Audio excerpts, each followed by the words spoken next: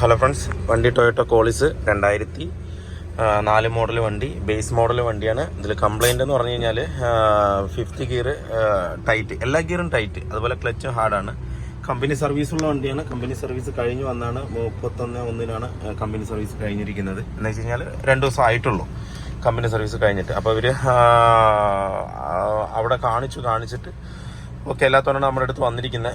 എന്ന് വെച്ച് കഴിഞ്ഞാൽ ഇതിൻ്റെ താഴത്തെ സിലിണ്ടർ അവർ മാറ്റിയിട്ടുണ്ട്. ഈ ഒരു സംഭവത്തിന് വേണ്ടിയിട്ട്, ക്ലച്ച് ടൈറ്റിന് വേണ്ടിയിട്ട് താഴത്തെ സിലിണ്ടർ മാറ്റി. എന്നിട്ടും കംപ്ലൈൻറ്റ് ശരിയായിട്ടില്ല. അപ്പോൾ എന്തായാലും നമുക്കൊന്ന് നോക്കാം. ഞാൻ ഓടിച്ച് നോക്കുമ്പോൾ 5th ഗിയർ മാത്രമല്ല, എല്ലാ ഗിയറും ഇതിനകത്ത് കംപ്ലൈൻറ്റ് ഉണ്ട്, ടൈറ്റ് ഉണ്ട്. 1st, 2nd, 3rd കൂടുതലും നമുക്ക് 5th ഇടാനാണ് ബുദ്ധിമുട്ട് വരുന്നത്. 5th ഇട്ടാൽ വീഴുന്നില്ല. പിന്നെ നമ്മൾ റിട്ടേൺ എടുത്തതിന് ശേഷം വീണ്ടും ഒന്ന് തള്ളിയിടണം, എന്നാൽ മാത്രമേ വീഴുന്നുള്ളൂ. അതാണ് മെയിൻ കംപ്ലൈൻറ്റ്. നമുക്ക് എന്തായാലും ഫുള്ളായിട്ടൊന്ന് ചെക്ക് ചെയ്തിട്ട് കംപ്ലീറ്റ് വർക്കൊന്ന് കുട്ടപ്പനാക്കി കൊടുക്കണം. പക്കാ നീറ്റ് വണ്ടി. കസ്റ്റമർ സിംഗിൾ ഓണർ വണ്ടി, 2004 സിംഗിൾ ഓണർ വണ്ടിയാണ്. അതുകൊണ്ട് ആ ഒരു രീതിക്ക് തന്നെ വണ്ടി വെച്ചിട്ടുണ്ട്. അതുപോലെ ഡാഷ്ബോർഡ് കാര്യങ്ങളൊക്കെ കാണുമ്പോൾ നമുക്ക് നല്ലൊരു കൗതുകം തോന്നുന്നു വണ്ടി കാണുമ്പോൾ തന്നെ. എന്താണെന്ന് വെച്ച് കഴിഞ്ഞാൽ ഒരു എന്താ പറയുക, ആ 2004 ഒരു ചെറിയ പഴക്കം, കൈപിടിച്ച പാടുകൾ അങ്ങനെയുള്ളതല്ലാതെ വണ്ടിക്ക് ഓടിക്കുമ്പോഴടക്കം യാതൊരുവിധ കംപ്ലൈൻറ്റും നമുക്ക് അറിയുന്നില്ല. ഈ ക്ലച്ച് ടൈറ്റ് അല്ലാതെ ഒന്നും അറിയുന്നില്ല. ഈ ക്ലച്ച് കസ്റ്റമർ ഒരു തവണ മാറിയിട്ടുണ്ട്, പിന്നെ മാറിയിട്ടില്ല എന്നാണ് പറഞ്ഞത്. പക്ഷേ ക്ലച്ച് നല്ല ടൈറ്റ് ഉണ്ട്. അതുപോലെ തന്നെ നമുക്ക് ഈ ടൈറ്റ് വരുന്നത് 5th ഗിയർ, എല്ലാ ഗിയറും ടൈറ്റ് വരുന്നത് ഒന്ന് അതിൻ്റെ നമ്മുടെ എന്താ പറയുക, ഗിയർ ലിവറിൻ്റെ ബുഷ്, അടിയിൽ വരുന്ന ബുഷ് കംപ്ലൈൻറ്റ് ഉണ്ടെങ്കിൽ ഈ സെയിം സിറ്റുവേഷൻ വരും. അതുപോലെ ഫ്ലൈ വീൽ ബെയറിംഗ് പോയിട്ടുണ്ടെന്നുണ്ടെങ്കിൽ ഈ കംപ്ലൈൻറ്റ് വരും. അതുപോലെ തന്നെ ക്ലച്ച് സെറ്റ് കംപ്ലൈൻറ്റ് ഉണ്ടെങ്കിൽ ഇതുപോലെ കംപ്ലൈൻറ്റ് വരും. ക്ലച്ചുമായി ബന്ധപ്പെട്ട എന്ത് കംപ്ലൈൻറ്റ് ഉണ്ടെങ്കിൽ നമുക്ക് ഈ ഗിയർ ടൈറ്റ് വരും. ഇതെന്താ വെച്ചാൽ 2,30,000 കിലോമീറ്റർ ഓടിയിട്ടുള്ളൂ. അപ്പോൾ അതുകൊണ്ട് ഗിയർ ബോക്സിലോ കാര്യത്തിലോ ഒന്നും യാതൊരുവിധ പണി ഉണ്ടാവില്ല. കറക്റ്റ് മെയിൻ്റെനൻസ്, കമ്പനി സർവീസ് ആയതുകൊണ്ട് ആ ഭാഗം നമുക്ക് നോക്കേണ്ട ആവശ്യമേ ഇല്ല. പക്കയായിരിക്കും. എങ്കിലും നമുക്ക് ചെയ്യുമ്പോൾ എല്ലാം ഓവറോൾ എല്ലാ കാര്യങ്ങളും ഒന്ന് പക്കയായിട്ട് നോക്കാം. അതുപോലെ തന്നെ ചേലക്കരയിൽ നിന്നാണ് വന്നിരിക്കുന്ന വണ്ടി. നമുക്ക് എന്തായാലും നോക്കാം, ചെക്ക് ചെയ്തിട്ട് ക്ലച്ചിൻ്റെ കാര്യങ്ങൾ നമുക്ക് സെറ്റാക്കി കൊടുക്കാം. ക്ലച്ച് നമ്മൾ ഇടുന്നത് ലൂക്കിൻ്റെ ക്ലച്ചാണ് ഇതിനകത്ത് ഇടുന്നത്, അതാണ് കറക്റ്റ് സെറ്റ്. അപ്പോൾ നമുക്ക് എന്തായാലും റെഡി ആക്കി കൊടുക്കും. വണ്ടി കാണാൻ ഒരു രക്ഷയില്ല. അതുപോലെ തന്നെ സൗണ്ടും അതിൻ്റെ എന്താ പറയുക, നമുക്ക് ഓടിക്കുമ്പോൾ കിട്ടുന്നൊരു സുഖവും അത് വേറെ ലെവലെന്ന് പറഞ്ഞാൽ വേറെ ലെവൽ. നമ്മൾ ഓടിക്കുമ്പോൾ അതൊരു പ്രത്യേക ഫീൽ ചെയ്തിട്ട് നമുക്ക് ഓടിക്കാനും പറ്റും. എന്തായാലും നമുക്ക് ക്ലച്ച് ഇറക്കാം, ഗിയർ ബോക്സ് ഇറക്കാം. ഇറക്കിയിട്ട് ഞാൻ അതിൻ്റെ കംപ്ലൈൻറ്റ് കാണിച്ചു തരാം. നമുക്കത് കഴിഞ്ഞിട്ടുള്ള ഡ്രൈവ് എങ്ങനെയുണ്ടെന്ന് നമുക്ക് പക്കയായിട്ട് നോക്കാം. ഇതുപോലുള്ള വണ്ടികൾ കാണുമ്പോഴേ നമുക്കൊരു ഹരം വരുന്നത്. കോളിസ് പൊതുവേ കോളിസ് കണ്ടാൽ തന്നെ എവിടെ കണ്ടാലും നിർത്തിയൊന്ന് നോക്കിയിട്ടാണ് പോവുക. പക്ഷേ ഇങ്ങനെയുള്ള വണ്ടികൾ നമ്മുടെ കയ്യിൽ കിട്ടുമ്പോൾ നമുക്ക് അത്രയും സന്തോഷം. എന്ന് വെച്ചാൽ കമ്പനി സർവീസ് വണ്ടി നമ്മുടെ കയ്യിൽ വരുമ്പോൾ നമുക്ക് മനസ്സിന് അത്രയും ഒരു സന്തോഷം കാര്യങ്ങളും. അതുപോലെ അതേപോലെ നമുക്ക് ഇത് കെയർ ചെയ്തിട്ട് നമുക്ക് വണ്ടി പക്ക ക്ലിയർ ആക്കി കൊടുക്കാം. എന്തായാലും നമ്മൾ ഗിയർ ബോക്സ് അയച്ചിട്ട് ഞാൻ കാണിച്ചു തരാം. അപ്പോൾ നമ്മുടെ കോളിസിൻ്റെ വർക്ക് കംപ്ലീറ്റ് ആയിട്ടുണ്ട്.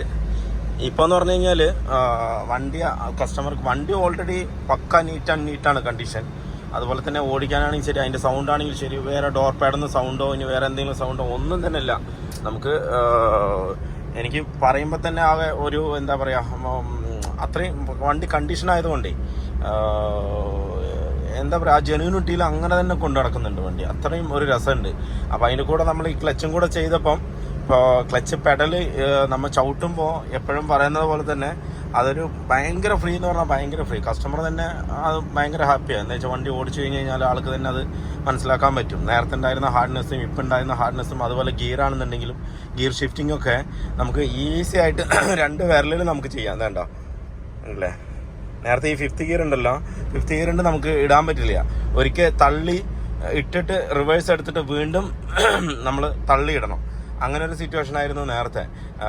ഇപ്പോൾ ആ കംപ്ലൈൻറ്റ് കംപ്ലീറ്റ്ലി സോൾവ് ആയിട്ടുണ്ട്. അതുപോലെ തന്നെ പെഡൽ ഫ്രീ ആയതുകൊണ്ട് നമുക്ക് ഓടിക്കാൻ തന്നെ ഭയങ്കര സുഖം. അതുപോലെ പുള്ളിങ്ങിൻ്റെ കാര്യം പറയുകയാണെന്നുണ്ടെങ്കിൽ ഒന്നും പറയണ്ട. അത് നമുക്ക് സാധാരണ ഇപ്പോഴത്തെ നോർമൽ വണ്ടികൾ, ECM ഉള്ള വണ്ടികൾ ഇല്ലെന്നുണ്ടെങ്കിൽ സെൻസർ വണ്ടികളൊക്കെ വരുന്ന ആ ടൈപ്പിലുള്ള ഒരു പുള്ളിങ് നല്ലവണ്ണം നമുക്കിതിനകത്ത് ഫീൽ ചെയ്യുന്നുണ്ട്. FS ആയതുകൊണ്ട് കൂടുതൽ സാധനങ്ങളൊന്നും ഇതിനകത്തില്ല, പവർ സ്റ്റിയറിങ്ങോ അങ്ങനെയൊന്നും ഇല്ലാത്തത് കൊണ്ട്, എല്ലാത്തിൻ്റെ ഡ്രൈവും ഇല്ലാത്തത് കൊണ്ട് കുറച്ച് പുള്ളിങ് കൂടുതലാണ് FSന്. കാരണം എന്താ വെച്ച് കഴിഞ്ഞാൽ ചില വണ്ടികൾക്ക് AC ഇല്ലെങ്കിൽ അതും കുറച്ചുകൂടെ കൂടുതലാണ്. ഇപ്പം ഞാൻ AC ഓൺ ചെയ്തിട്ട് തന്നെയാണ് പോകുന്നത്. പക്ഷേ എങ്കിൽ കാല് കൊടുക്കുന്നതിനനുസരിച്ചുള്ള പെർഫോമൻസ് ഇതിനകത്ത് വരുന്നുണ്ട്. എപ്പോഴും നിങ്ങൾ ശ്രദ്ധിക്കേണ്ട കാര്യം, വണ്ടി പുള്ളിങ് ഇല്ല എന്ന് പറഞ്ഞു കഴിഞ്ഞാൽ പെട്ടെന്ന് പോയി നോസിലോ പമ്പോ കാര്യങ്ങളോ ഒന്നും ചെയ്യരുത്. ഈ ക്ലച്ചിൻ്റെ പെഡലൊന്ന് നോക്കുക. ഹാർഡ്നെസ്സോ അങ്ങനെ എന്തെങ്കിലും തോന്നുകയാണെന്നുണ്ടെങ്കിൽ ക്ലച്ച് മാറ്റിക്കോ. ഏകദേശം ഒരു 1,00,000 കിലോമീറ്റർ അല്ലാന്നുണ്ടെങ്കിൽ ഒരു 1.25 ലക്ഷം കിലോമീറ്ററൊക്കെ ആകുമ്പോൾ എന്തായാലും മസ്റ്റായിട്ട് ക്ലച്ച് മാറിവിട്ട് പോയിട്ടില്ലെങ്കിലും മാറിവിട്ട് കഴിഞ്ഞ് കഴിഞ്ഞാൽ നമുക്ക് ആ യഥാർത്ഥ പുള്ളിങ്ങും ആ ഒരു ജെന്യൂനിറ്റിയും അതുപോലെ ആ ഒരു വണ്ടിക്ക് ഓടിക്കുന്ന ഒരു സുഖവും നമുക്ക് നിലനിർത്തിയിട്ട് നമുക്ക് കറക്റ്റായിട്ട് കൊണ്ടു നടക്കാൻ പറ്റും. പുള്ളിങ്ങിന് ചെറിയൊരു ഡ്രോപ്പ് ഉണ്ടെന്നുണ്ടെങ്കിൽ ക്ലച്ച് മാറിക്കഴിഞ്ഞ് കഴിഞ്ഞാൽ ഏകദേശം സോൾവ് ആകും. കോളേജിന് മെയിൻ വരുന്ന ഇഷ്യൂ. പിന്നെ അല്ലാതെ നമുക്ക് ഈ പമ്പ് നോസിൽ പറയുന്ന പണികളൊന്നും ഇതിനകത്ത് വരില്ല. പിന്നെ അഥവാ പമ്പോ കാര്യങ്ങളൊക്കെ ഒന്ന് മാറ്റി വെച്ചിട്ടുണ്ടെന്നുണ്ടെങ്കിൽ മാത്രം പമ്പൊന്ന് ട്യൂൺ ചെയ്താൽ മതി. അല്ലാത്ത പക്ഷം ഒന്നും തന്നെ ചെയ്യേണ്ടതില്ല. വണ്ടി പക്കയായിട്ട് ക്ലച്ച് മാറിക്കഴിഞ്ഞാൽ വണ്ടി പക്കാവും. ഇത് സർവീസ് ചെയ്തതും നിപ്പോൺ ടൊയോട്ട തൃശ്ശൂരാണ്. ഞാൻ സ്പാനർ തൊട്ട ഒരു സ്ഥാപനമാണ് നിപ്പോൺ ടൊയോട്ട തൃശ്ശൂർ എന്ന് പറഞ്ഞത്, പുഴയ്ക്കലിലുള്ളത്. മെക്കാനിക്കലിൻ്റെ ഭാഗം പഠിച്ച് ആദ്യമായി ടൂള് തൊട്ടത് ഞാൻ നിപ്പോൺ ടൊയോട്ട പുഴയ്ക്കൽ നിന്നാണ്. അവിടെ നിന്നാണ് എൻ്റെ എല്ലാം സ്റ്റാർട്ടായത് തന്നെ. മെക്കാനിക്കൽ ഭാഗമായിട്ടുള്ള എല്ലാ കാര്യങ്ങളും സ്റ്റാർട്ടായത്. അപ്പോൾ അവിടെ നിന്നാണ് വണ്ടി വന്നിരിക്കുന്നത്. അവിടെ ഷോറൂമിൽ സർവീസ് ചെയ്തതിന് ശേഷമാണ് ഇങ്ങോട്ട് വന്നിരിക്കുന്നത്. 31-ാം തീയതിയാണ് സർവീസ് ചെയ്തതെന്ന് വെച്ച് കഴിഞ്ഞാൽ മെലിഞ്ഞാന്ന് സർവീസ് ചെയ്തു.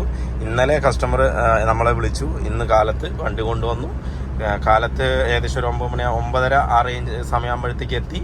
ഏകദേശം ഒരു 12:30 ആകുമ്പോഴത്തേക്കും വർക്ക് ഫിനിഷ് ചെയ്തു. ഇന്ന് വെള്ളിയാഴ്ച ആയതുകൊണ്ട് പള്ളിക്ക് പോകുന്നുണ്ട്. പള്ളിയൊക്കെ പോയിട്ട് വന്ന് വണ്ടി ഓടിച്ചു നോക്കി. കംപ്ലൈൻറ്റുകളെല്ലാം സോൾവാണ്.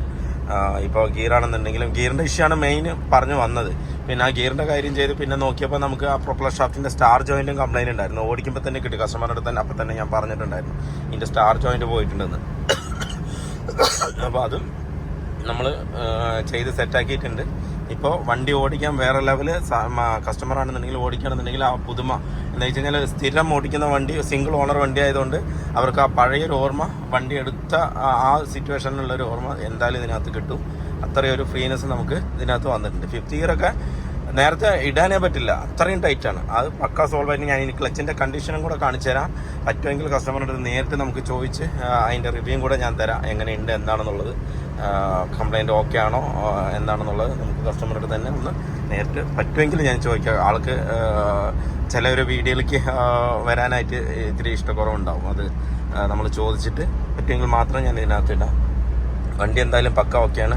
അപ്പോൾ അതുപോലെ ഈ കോളീസ് പുറത്തുനിന്ന് വരുമ്പോഴൊക്കെ നമുക്ക് വലിയ സന്തോഷമാണ് കേട്ടോ. പുറത്തുനിന്ന് നമ്മളെ തേടി മെക്കാനിക്കൽ വർക്കിന് കാര്യത്തിന് വരുമ്പോൾ നമുക്ക് ഭയങ്കര സന്തോഷമാണ്. അതുപോലെ തന്നെ അതേ രീതിയിലേക്ക് തന്നെ നമ്മൾ വർക്ക് ചെയ്തും ക്ലിയർ ആക്കി കൊടുക്കുന്നതാണ്. മേജർ വർക്കൊക്കെ ഉണ്ടെന്നുണ്ടെന്നുണ്ടെങ്കിൽ നമ്മളത് ടൈം എടുത്ത് ചെയ്യും. അല്ലാന്നുണ്ടെങ്കിൽ പെട്ടെന്നുള്ള ചെയ്യാന്നുള്ളതൊക്കെ ആണെന്നുണ്ടെങ്കിൽ അന്നന്നാളത്തേക്ക് തന്നെ ചെയ്ത് വിടും കേട്ടോ. ഇതാണ് നമ്മൾ മാറ്റിയ ക്ലച്ച്. ഇതിൽ കംപ്ലൈൻറ്റ് എന്ന് പറഞ്ഞാൽ ഈ സ്പ്രിങ് കട്ടായി പുറത്ത് വന്നിരിക്കുന്നുണ്ടല്ലേ. അപ്പോൾ അതുകൊണ്ടാണ് നമുക്ക് ആ 5th ഗിയർ മാത്രമല്ല എല്ലാ ഗിയറും ടൈറ്റ് ഉണ്ടായിരുന്നു. പക്ഷേ സാർക്ക് 5th ഗിയറാണ് കൂടുതലായിട്ട് ടൈറ്റ് ഫീൽ ചെയ്തത്. അപ്പോൾ ഇതാണ് കംപ്ലൈൻറ്റ്. അതുമാത്രമല്ല ഇതിൻ്റെ സെൻറ്ററും ഭയങ്കര ഷെയ്ക്കാണ്. ഇതുണ്ട്.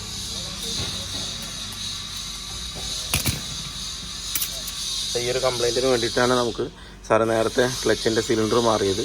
പക്ഷേ കംപ്ലൈൻറ്റ് സോൾവ് ആയില്ല. അങ്ങനെയാണ് വന്ന് നോക്കുമ്പോൾ ഓടിച്ച് നോക്കിയപ്പോൾ തന്നെ മനസ്സിലായി അത് ക്ലച്ചിൻ്റെ ഫോൾട്ട് കൊണ്ടാണെന്ന്. അങ്ങനെ ഡയറക്റ്റ് ക്ലച്ച് മാറി ഇപ്പോൾ കംപ്ലൈൻറ്റ് പക്കാ സോൾവ് ആയിട്ടുണ്ട്.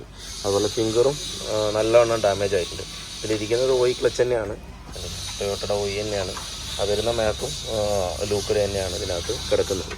ഇപ്പോൾ ഏകദേശം 2.5 ലക്ഷം കിലോമീറ്ററോളം ഓടിയിട്ടുണ്ട് വണ്ടി. അതിനിടയ്ക്ക് ഒരു പ്രാവശ്യമാണ് ക്ലച്ച് മാറിയത്. ഇത് രണ്ടാമത്തെ പ്രാവശ്യമാണ് വീണ്ടും മാറുന്നത്. ഇപ്പോൾ നമ്മൾ ഇട്ട് കൊടുത്തിരിക്കുന്നതെന്ന് പറഞ്ഞാൽ ലൂക്കിൻ്റെ ക്ലച്ചാണ് അതിനകത്ത് ഇട്ട് കൊടുത്തിരിക്കുന്നത്. അത് നമുക്ക് ഈ ഒറിജിനൽ വരുന്ന ആ ഒരു പെർഫെക്ഷൻ തന്നെ കിട്ടും. ആ 1 കിലോമീറ്റർ തന്നെ ഇതിനകത്ത് കിട്ടും. നമുക്ക് ഒരു 1.25 ലക്ഷം കിലോമീറ്റർ വരെ നമുക്ക് സുഖമായിട്ട് വണ്ടി ഓടിക്കാനും പറ്റും. അപ്പോൾ വീഡിയോ എല്ലാവർക്കും ഇഷ്ടമാണ്. ലൈക്ക് ചെയ്യുക, ഷെയർ ചെയ്യുക, അതുപോലെ തന്നെ സബ്സ്ക്രൈബ് ചെയ്യാതെയാണ് വീഡിയോ കാണുന്നെങ്കിൽ സബ്സ്ക്രൈബ് ചെയ്ത് സപ്പോർട്ട് ചെയ്യുക. അപ്പോൾ മറ്റൊരു വീഡിയോയിൽ കാണുന്നവരെ എല്ലാവർക്കും ബൈ.